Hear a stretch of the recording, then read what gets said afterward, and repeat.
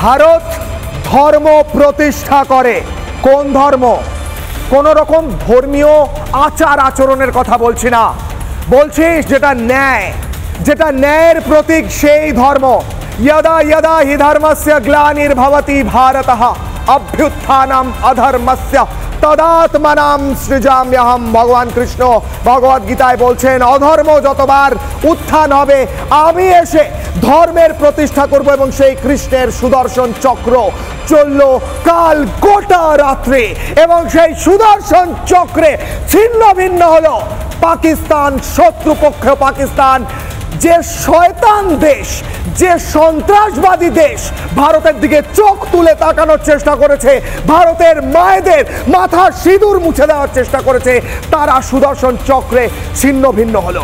আজ সকালে দেখছিলাম মায়াপুর ধামে শ্রী রাধা মাধবের হাতে যে বাঁশি, সেই বাঁশিটা ছিল না আজ মঙ্গল আরতিতে। দেখবেন গিয়ে আপনারাও দেখতে পাবেন বাঁশিটা কেন ছিল না জানেন মঙ্গল আরতিতে? তার কারণ হচ্ছে মাধব সারা রাত চক্র চালিয়েছেন। শ্রীরাম মায়াপুরের মাধব সারা রাত সুদর্শন চক্র চালিয়েছেন বলে তার হাতে আজ সকালে মঙ্গল আরতিতে বাঁশি ছিল না, ছিল সুদর্শন চক্র।